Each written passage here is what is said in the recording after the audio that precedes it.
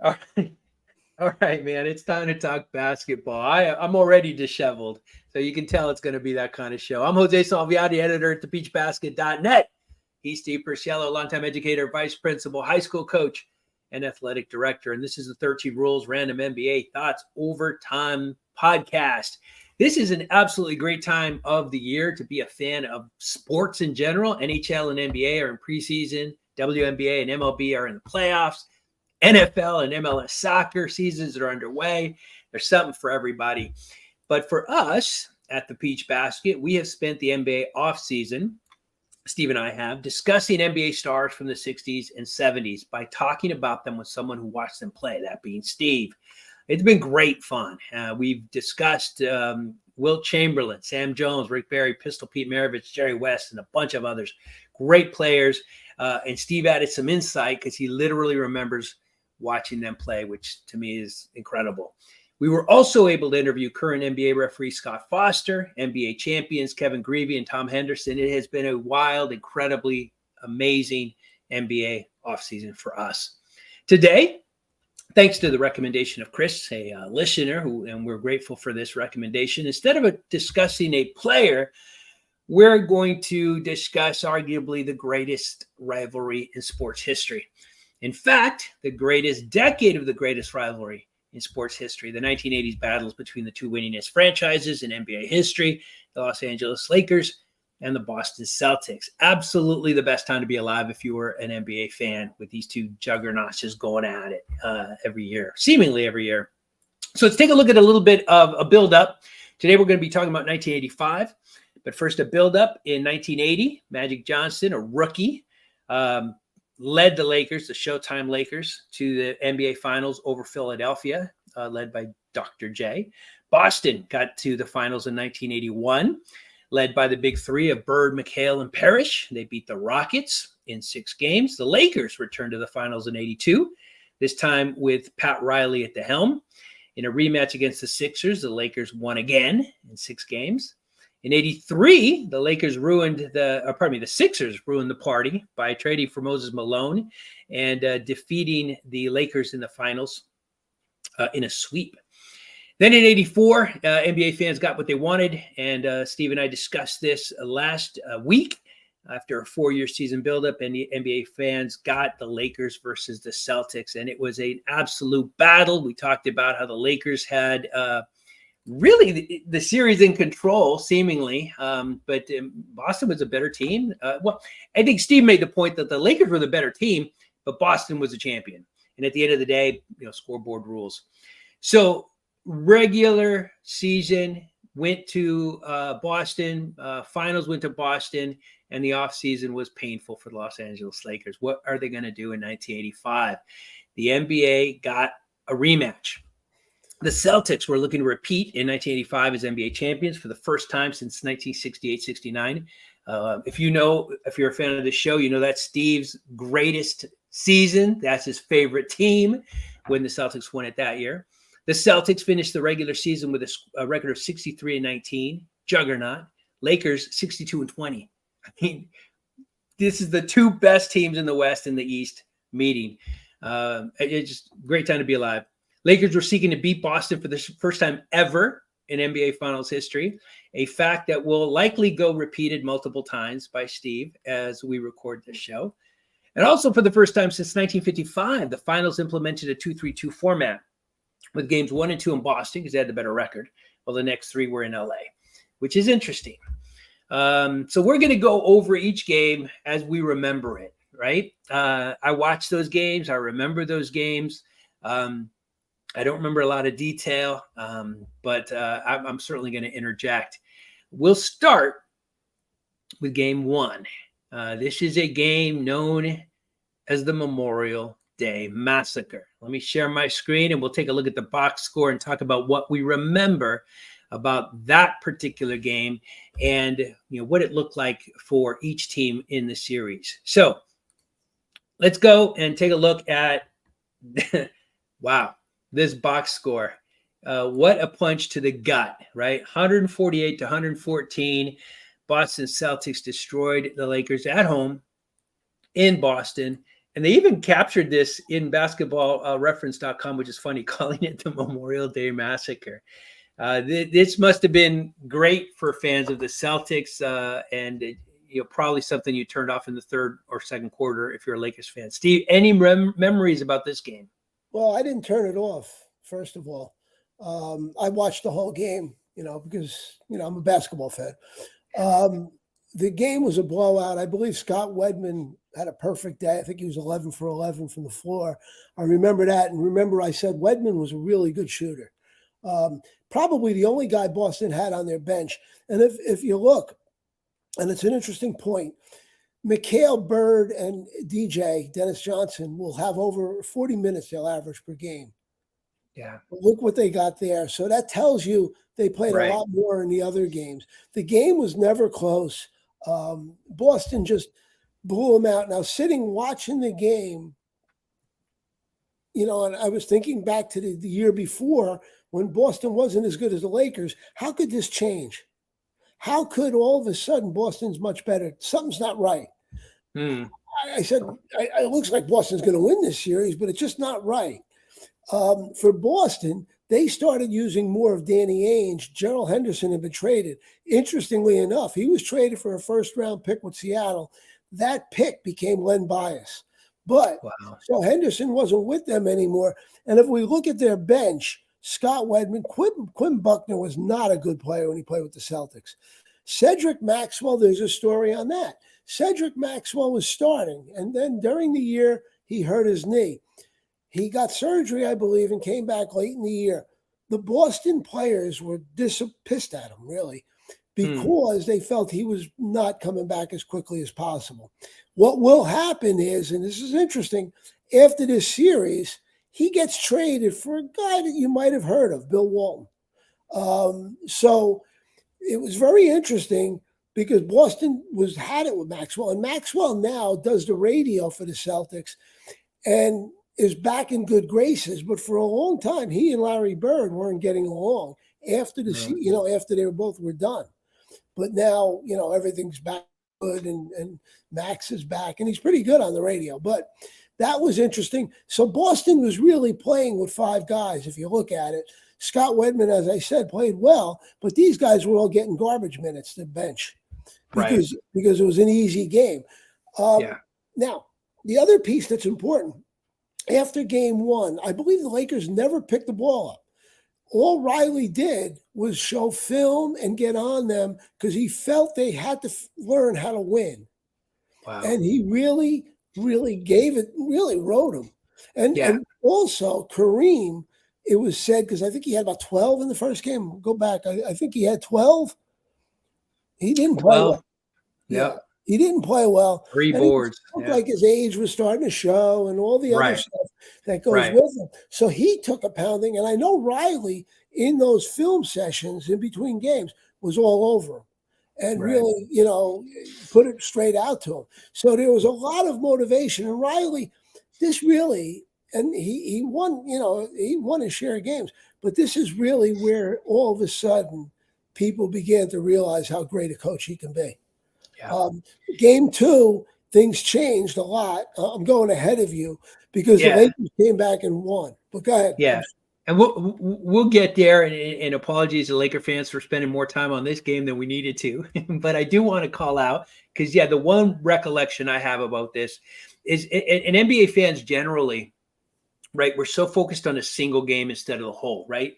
Being down 0-1 is not great, but being down 0-1 on the road, listen, that's almost expected. You're not expected to win on the road. Now, in '84, the Lakers did, right? And they could have won both, as we know.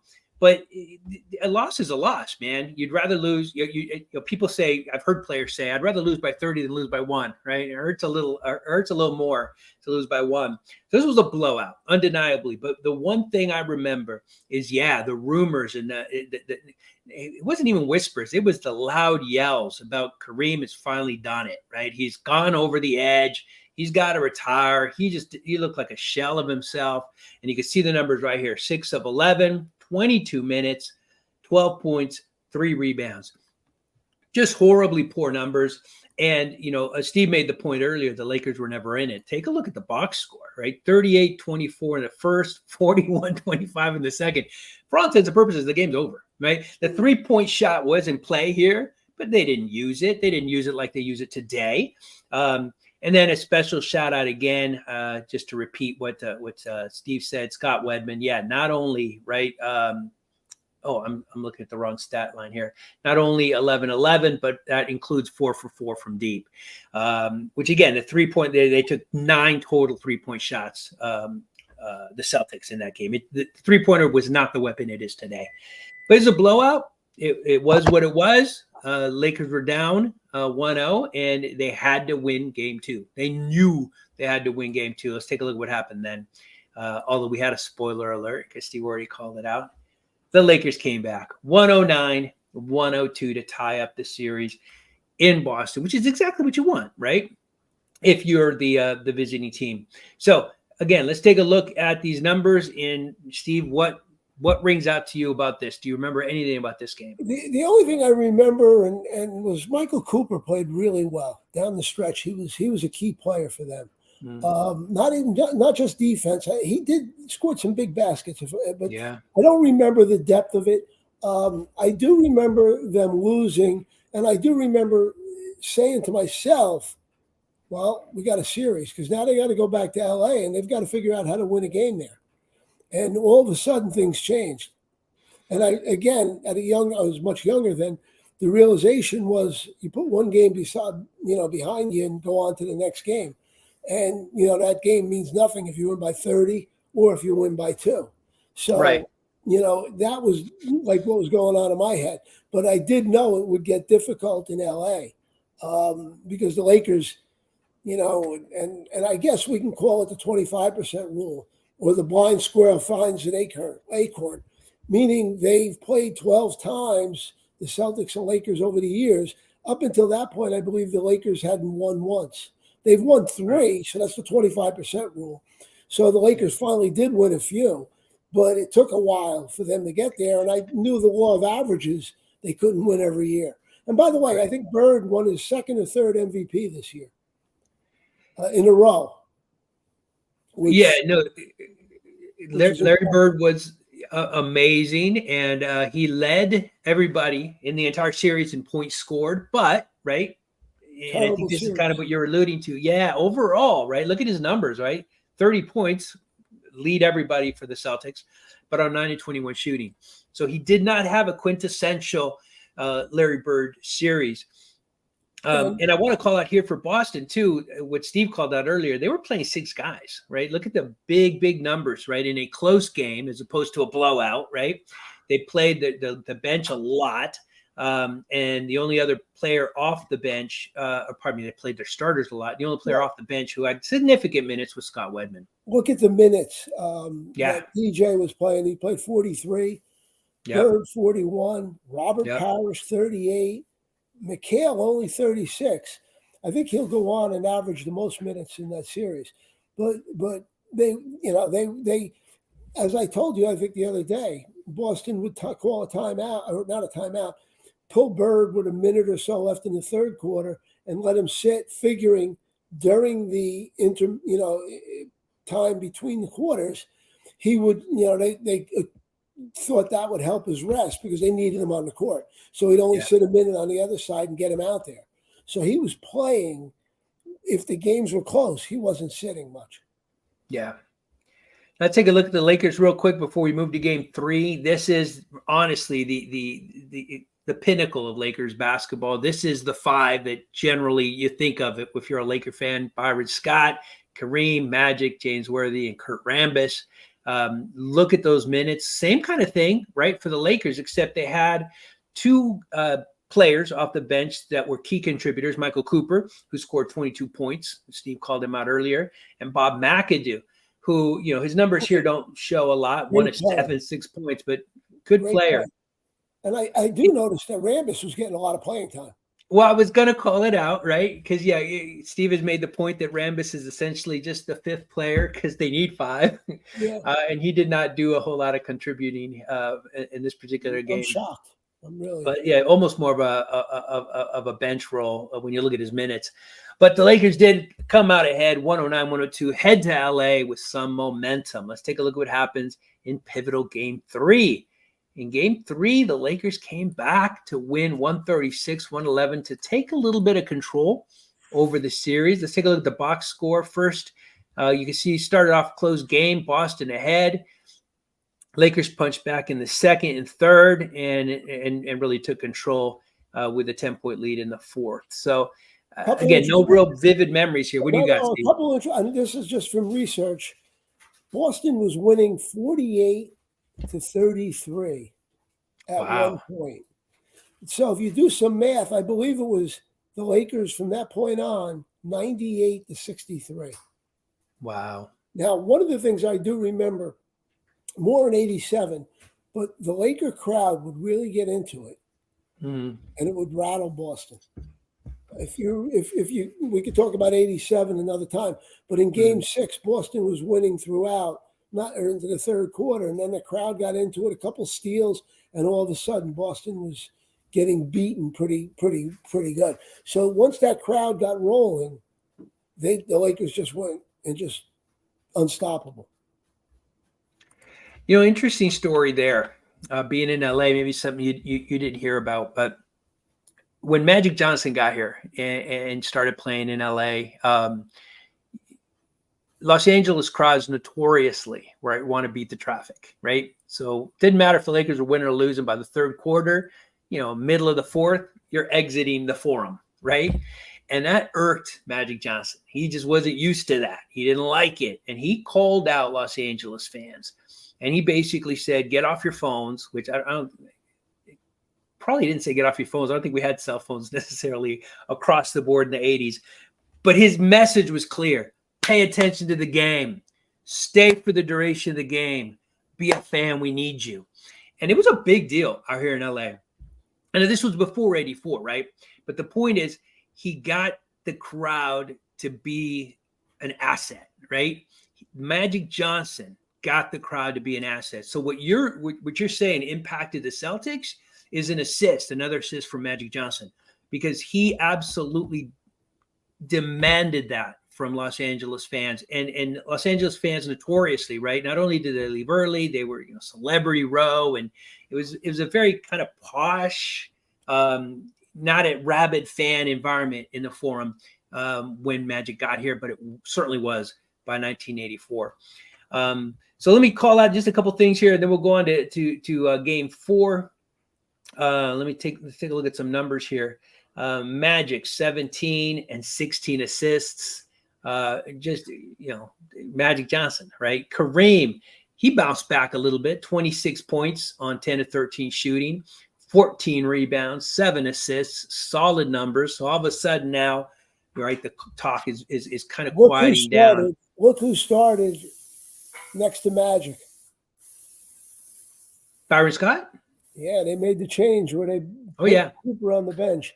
If you look at what McAdoo did, McAdoo always hurt the Celtics.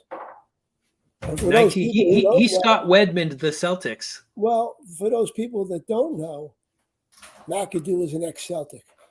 Yeah. Great overall win, and we can see a lot of time for some of the bench players on the Lakers as well. So not a payback for the Memorial Day massacre, but a good win. Lakers take control 2-1. We go to game 4. All right. Now game 4. Now this, I'm just going off the score. Again, no real memories of this game, but this looks like a tight battle. 107-105. Let's take a look. Lakers with a slight lead in the first. Boston gets it back in the second. Lakers a little bit of a lead in the third. This was a tight game from the jump, it looks like. What do you remember about this one, Steve? I remember one thing. Boston had the ball at the end of the game. I don't know what they were running. Dennis Johnson had the ball, dribbled down to the foul line, and the clock was running down, and I'm watching it. And I'm saying, don't you get it to Bird or whatever? And he foul line, I guess at the elbow, maybe right around there. He hit right at the buzzer, a turnaround jumper. And he was all net. And Boston stole the game. in my mind, I'm saying, okay, now it's 2-2. Game 5, if they lose it, they still coming home and they're in it. So I'm thinking, okay, it's a series now. But it was a great game because it was competitive, and it was one of them games that you just sitting and back and forth Love that. type things. Look at the minutes for Boston. Look at McHale. Look at Dennis Johnson. Yeah. The 4 of them all in 40 minutes and above. Yeah. That's Chief. unbelievable. And Yeah, you can see that this is Boston, the Boston coach. It was Casey Jones, right? Yes. Casey made a decision. We're going to play 5-6 guys max, and we're just going to roll the dice, man. And these guys came through. Kevin McHale 28, DJ 27, Bird 26, Parrish. Parrish didn't have a great game, but didn't need it. Looks like I'm sure that he did work on the defensive side for sure. The interesting thing is, and I talked about this before, Maxwell ticked off a lot of people in Boston. Dropped off a cliff. His knee. He had a bad knee. The players thought he wasn't, he was hurt. He wasn't hurt. He could play. They were angry at it, but they couldn't get anything out of him in that series. Because if you get something from him, now you can give Bird, McHale, and the Chief more rest. Right. And they couldn't do it. And for those listening and not aware, that is Robert Parrish, the Chief. Yeah. I was fortunate enough to go to games in the 80s, and I got to see Robert Parrish up close, and he was the biggest human being I've ever seen in my whole entire life. To me as a kid, his shoulders looked to be as wide as he was tall. He's just a big man. Let's take a look at what the Lakers did in this game. James Worthy, 16 points, Magic 20 and 12, just continuing to do Magic Johnson things. Byron Scott, 16, Cap, that's Kareem Abdul-Jabbar's nickname, right? 21 and 6. And this is where we see Robert Parrish's influence probably. He just focused on defense. And Kurt Rambis got a little bit more time and contributed 12 points and 7 boards. So great battle, and now you see the series now is tied, and it's anybody's series right at this point. It's anybody's series. You've had blowouts by both teams.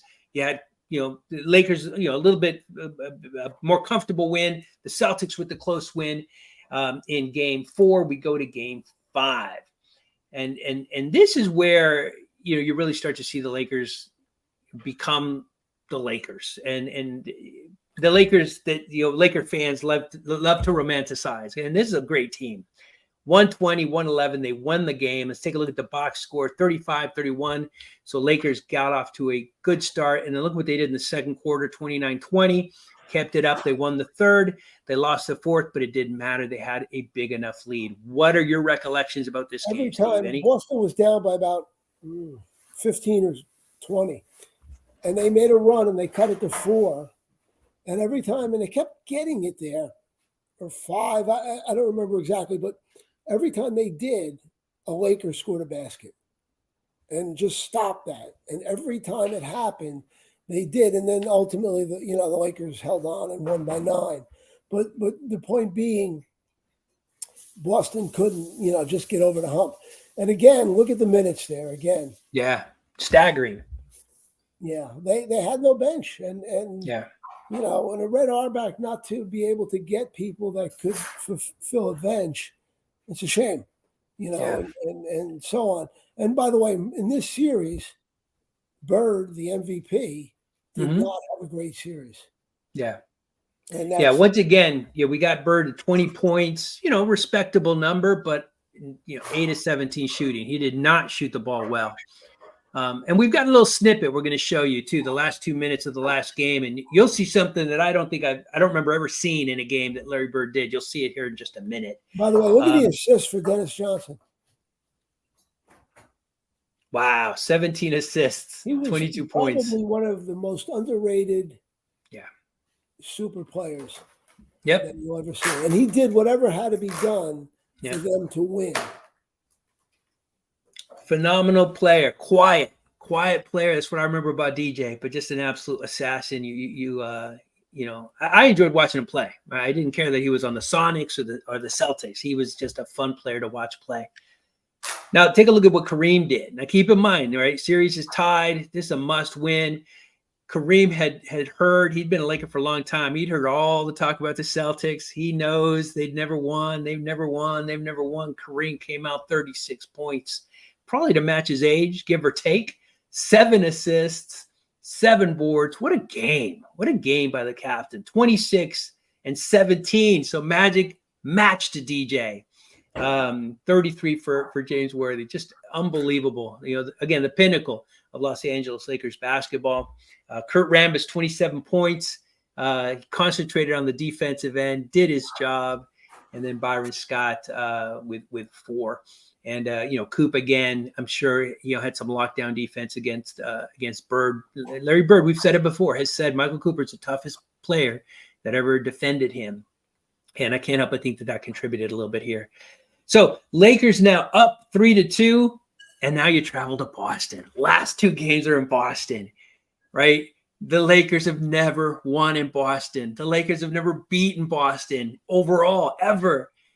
You got 2 shots at it. Let's take a look at what happens in Game 6. The Los Angeles Lakers beat the Celtics 111-100. Let's take a look at how it went. 28-26, the Lakers got off to an early start. Boston came back, close game, right? We've had a couple in this series. Lakers took control in the 3rd, and it looks like they held on in the 4th. Now, I've got the last 2 minutes of that game. We'll show it here as Steve reminisces.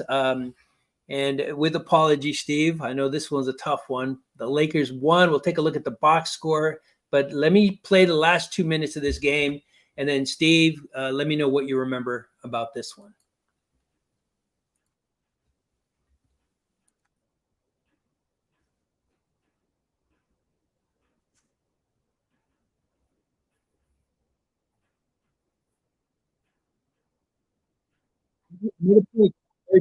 Something here in the last 2 minutes that I've never seen Larry Bird do, or I don't remember him doing. Ugly shot.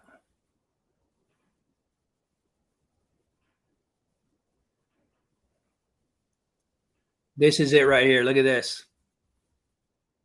An air ball. I can't help but think that you could count on one hand how many air balls Larry Bird has had in his career.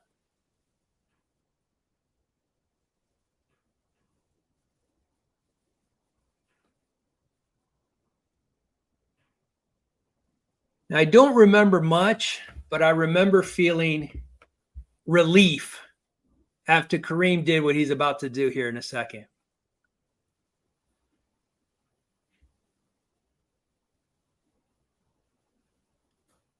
The best and most unstoppable shot in NBA history, bar none. Kareem doesn't do this.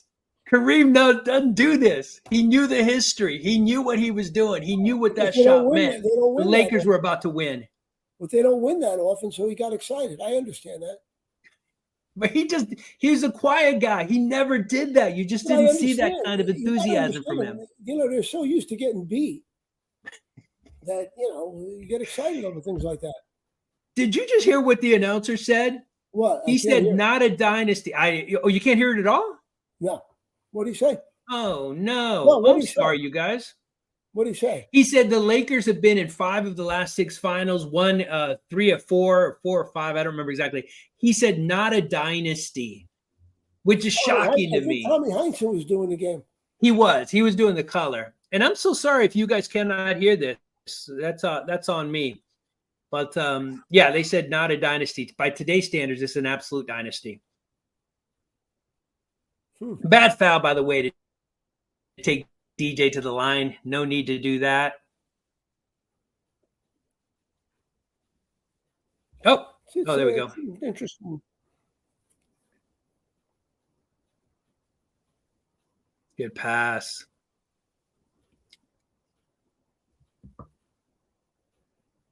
This is classy. And listen, for all the let's call it hatred, right? The rivalry between Boston and LA. Again, you guys can't hear the audio, and apologies for that. But this team right now is being serenaded by their fans, and nothing but respect for Boston fans. They are fans of the game, and they know, right, that this was a great team, a great series, and Boston fans are saluting that right now. This was a dumb attempt by Byron Scott. Young guy, tried to, do that emphatic dunk at the end of the game. He missed it, got lucky. Nobody's leaving either. That's the bad foul. I'm sorry. Nobody left. They're screaming for their team, and just nothing but respect. Nothing but respect for Boston fans. And Kareem has said this was the pinnacle of his career, winning in Boston and hearing the silence. By the way, which is, I understand how dumb that sounds, but that was pretty special for Kareem. First time Boston ever lost a Game 7 at their place. There was one other time they lost to another team getting the championship in their building. It was Golden State. I love watching Magic, right? Who dribbled off the clock in the last game. KC brings Larry Bird out of the game here. Crowd goes crazy. Again, just a ton of respect, right? Because Bird did not have a great series, as you called out. But big cheers for him. And this is it. I think Michael Cooper gets the last touch, throws the ball up in the air, and the Lakers are the world champs. All right. Let's go ahead and talk about what you remember about that last game. The Lakers won. I mean, it was over. What could you say? There wasn't much to it. Bird didn't play well, probably because of Cooper, and Boston was tied at the half, and Boston got a horrible third quarter, and that was the ball game, basically. Jabbar got the MVP, by the way. He did. Yeah. He did, after saying that he should retire in game 1. Larry Bird, 28 points. Look at the minutes. Better shooting, but 12 of 29. 47 minutes for Bird, 43 for DJ, only 11 points. Kevin McHale showed up 11 and 18 with 32. But again, I think the biggest thing for me with Boston is their bench, right? Scott Wedman was the only 2 for 3, 7 points, 15 minutes. That's why 0 minutes for Cedric Maxwell. That's why they went out and traded Maxwell for Walton. And that changed everything. Will become 6-man the next year. And that would be Walton's last productive season in the NBA. But he was great. And he solved a lot of the issues for Boston. Right. Having a bench. And I think he played 80 or 81 games that year, which he never did before, I don't believe. Yeah, and certainly never did again. And we'll talk about that next time. But right now we're talking about 1985. No, we're not going to talk about 86 because the Lakers didn't get there. So we can't. We have to wait till 87. Well, that's what I meant. When McHale played with the broken foot. Was 86 when the Lakers lost to Houston in the first round? I think so. Yeah, 86 might have been the greatest team that ever put on a court, Boston, that year. You know what? And I was going to make that point. This was probably one of the greatest Lakers teams ever, right? And then it's interesting that the next year with Bill Walton, that was probably one of the best Celtics teams ever. I believe the pinnacle of basketball, man. I believe Auerbach goes out and gets Walton, but I believe he got a little guard from Indiana, Jerry Sheasting, who could shoot. Oh, I remember him. Yeah. He was I believe he played in 86, and he was a key part because now they have a backup guard they can use as well as the big man, Walton, that they can use to alternate. Because don't forget, Bird could play the 3 and the 4, and, so they could, one guy could play instead of Greg Kite, could do a lot of different things. They clearly needed a bench. They went out and got the bench, but 1985 belonged to the Lakers. James Worthy finished off the Celtics with 28, Magic 14 and 14, and 10. How about a triple-double? 29 for Kareem, which is probably what got him the MVP, deservedly so. 14 for Byron Scott. Kurt Rambis chipped in 10 rebounds and 9 points in a coup. Just those are solid numbers. You don't need not everybody's going to score 20 and 10. No, man. I'm impressed. That sarcasm is No, oozing. I always thought Rambis could play. Michael Cooper did a great job again on Larry Bird, no doubt. 9 points, and the Lakers are the world champions, and all is well in the world in 1985. That is it. That is our trip down memory lane. Hope you enjoyed hearing about the 1985 NBA Finals with two guys who watched them live. It was absolutely, undeniably, to date, probably the best time to be a basketball fan, with the two best players, the two best teams matching up against each other in a rematch. Just a great, great, great NBA Finals. Next week on 13 Rules Random NBA Thoughts Overtime, Steve and I will probably discuss the next time these two decided to get together and entertain NBA fans in the finals, 1987. Right, Steve? Yep. All right, We'll do it then. We'll talk then. It has, as always, been a great time. Please, thank you for joining. Thank you for finding us. Please subscribe, like, comment. All that stuff matters. All that stuff helps. We have a great time doing it, but we absolutely want to hear from you. Let us know what you enjoyed, what you didn't like, what you'd like us to talk about. The big part of why we do this is because we love doing it, but certainly to hear from you, it means the world to us. Thank you for joining us. We will be back again next week. Thanks, Steve. Take care.